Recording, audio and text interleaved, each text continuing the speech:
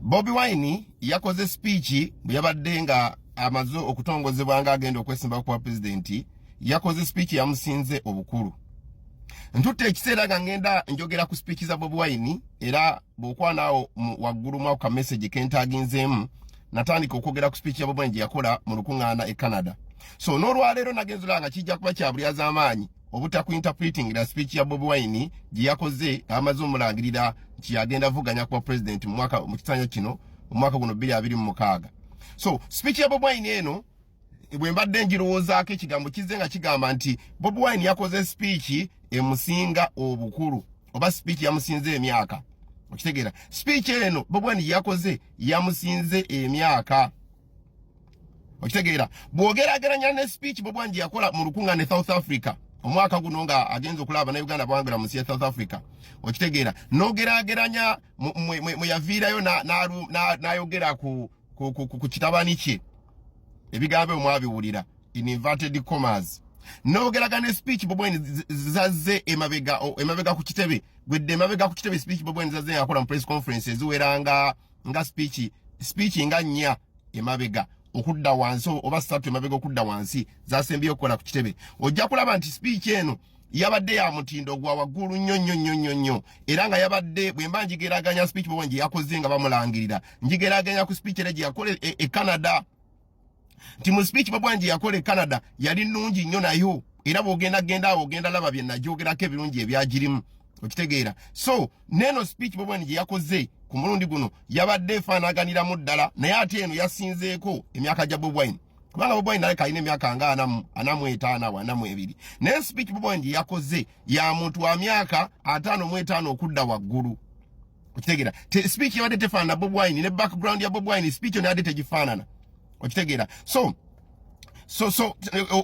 okugeza naddala bwengezaako kwa highlighting ensonga enkulu zeyogeddeko bbiri zenjagalo ezagifudde okubeera speech yabadde ey'amaanyi ennyo. Ekisookera ddala ensonga esooka gye yogeddeko eyo gantagenda kuwoolera ate n'akireeta in a very professional manner. Okitegeera nze nabadde nakirowoozezzaako dda nga tannakola speech eno nti ekimu ku bintu kati Bobi Wine byalina okutuyamba okutubuulira kyekigambo ky'okuba engeri gy'agenda okukwatamu outgoing regime naddala abo abagikulira despite nebyo naye badde nga bajja bakola. So nga bw'ovaayo ng'omukulembeze oba incoming president n'ogamba nti togenda kuwoolera ekyo ensi kyeyeetaaga. Era Nelson Mandela yagamba nti bw'obwa yava mu kkomera etayinza kusigaza mutima gwa kuwoolera kuboolera ajja sigala mu kkomera. So singa Katonda ayamba Bobi Wine n'awangula akalulu ng'era bw'kiri nti alina okukawangula era n'akwasibwa obuyinza okuwoolera si yalina okuba senta y'ebyobufuzi bye naddala na bwe tuba twagala eggwanga okugenda mu maaso ennyo. So Bobi Wine bw'avaayo n'akyogera mu lujjudde kiba kiraga bulungi nnyo nti speech yayogedde speech ey'omuntu obuvunaanyizibwa era eya statesman. Ensonga era Bobi Wine gye yakonyeeko yagambye nti yalabudde president nti eggwanga erimaze ebbanga nga lizimbibwa nga lyabanaku bw'oba ova mu buyinza tolyokya. Okitegeera Uganda efunye ekizibu ekyo Amini bwe yali agenda ne bookya ebizimbe. Okitegeera bw'oba oyagala okitegeera genda mu barracks y'e Makindi eyo nagiyingiramu ojja laba ebisenge by'ennyumba ezimu nga byakubwa amasasi naye nga bagamba gavumenti zaali zikyuka ne babikuba ne babyokya. Okitegeera genda olabe ensi ezibadde n'entalo kati ebizimbe bibadde bikubwa nga bisaanyizibwawo. So Bobi Wine okugaba President Museveni nti ekyali badde eky'amagezi gw'omu afuze emyaka 4 agaggawadde nga n'abantu bonna bagaggawazza bw'oba ova mu buyinza abalaba n'abanaku abalina obuntuntu bwabwe babadde beekoledde mu maanyi gaabwe nga gwe ababo mubadde muvuba bubisente nga muzijja mu misolo bano gye bawaayo ate toyokya bintu byabwe. Okitegeera toteekawo mbeera Uganda egitwala mu lutalo abantu bafe. Okitegeera era tolowooza nti olutalo olwo mu speech aba ategeeza nti olutalo olwo terulina mulago luba luvunaanyizibwako luba luvunaanyizibwa ku ggwe omu abeera alemedde mu buyinza abeera yeekomezza ebintu ate n'otayagala kukola ki kukita wadde nga obubonero bwonna bwabulaga nti oba olina okukita.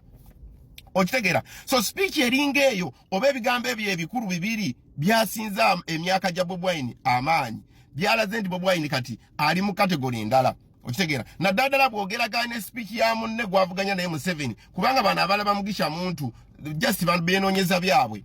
Amina. So kati wogeragane ya Museveni eji yakoze nga Museveni badi bambuza nti kati nabbanja ako ebyamalusomero biri bitya nabbanja nayise naye ebyaki bitya abanna ekyo to bikibuuza nze ate n'amaliza n'awana emyaka emifu kwegamba olaba nti Bobi Wine kati speech ye yabadde ya mutino gwa ggulu nnyo era yabadde toyinza gikomparinga na garbage yabadde ayogerwa President Museveni bwe badde nga ye agenda naye okulangirirwa. Ekirala speech of Bobi Wine bintu byeraga obugunjufu ekisooka nti eraga nti the man is civilized eraga nti Bobi Wine amugunjufu kwa mugunjufu nimu okusonyiwagana wadde nga muhozi yakola ebyo byonna bye yakola naye ebyo si bye by'amaanyi ennyo bye tulina okutunuulira nga amaze okukwasa obuyinza abo waakomye that was them abo be babadde bo so kakati bwemala okukwasa obuyinza then you start from there ng'otereeza naye bw'otandikira awo ate naawe n'okwata naawe n'omusiba empingo naawe n'omuleega ebikya kati batugamba ate tuvudde mu bizibu ate tudda mu bizibu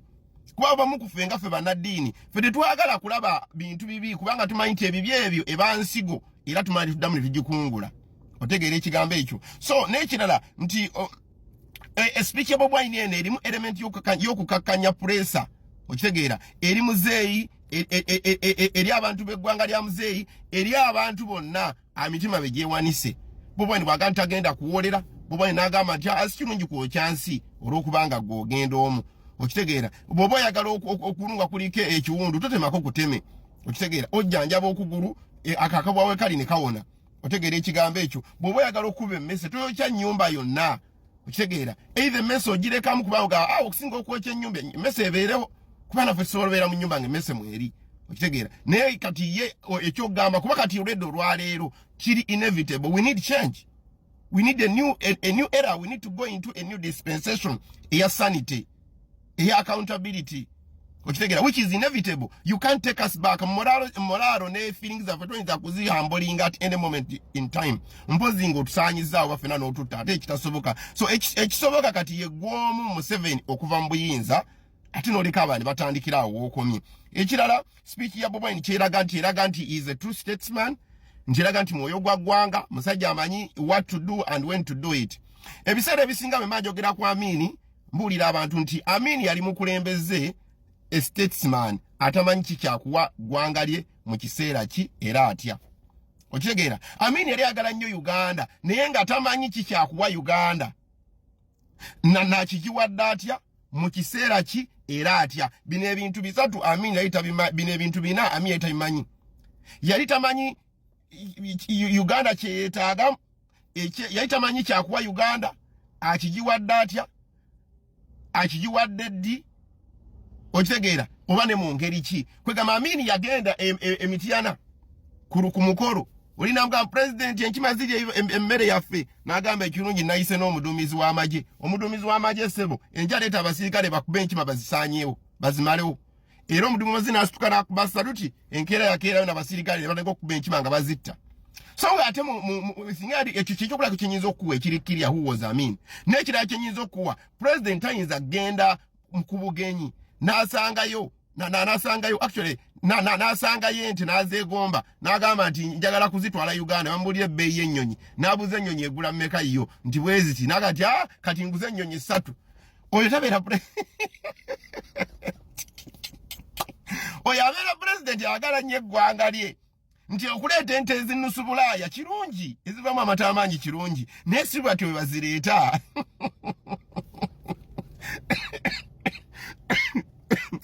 mujja kuntuza amagezi banyina naye ebintu bino so Amini tayinza kugamba nti enkima president enkima ziri emmere y'abantu nokati abasirikale mujje enkya muzikube muzitte n'enkima gwe president oba ozifuga mu principle emu ey'obulamu egamba live and let life live nti beerawo ng'oli mulamu ate oleke n'ebirala ebiramu bibeerewo nga biramu kati Amini yali tamanyi kiki Uganda kiyagala tamanyi kyaggiwa tamanyi mu ngeri ki bw'alina okigiweera tamanyi akigiwadde atya tamanyi akigiwadde ddi okitegeera kati yali tasobola kumanya how to deal with monkeys in his government oba in his country nti monkey ezenkima yali na kuziyitira ba wildlife bajje bazitwale kati nga bwe kiri kati nti bemulaba timba temugikuba jitta mukubira ba wildlife ne bajje mukubira police ne kubira ba wildlife ne bajja ne bagikwata ne bagitwala kubanga kati bwogenda obitta ebisolo bituka ne bi extincting ne biggwawo. So njagala mbe mwabagira Amini abagati yali wa mulungi nnyo njagala babulira tiyategeka kulonda nakumu. So siyinza gancha Amini ali mulungi nakamu mukama abawo omukisa nga mulokoka bubwani we balikola speech nnungi era tugenda kuwagira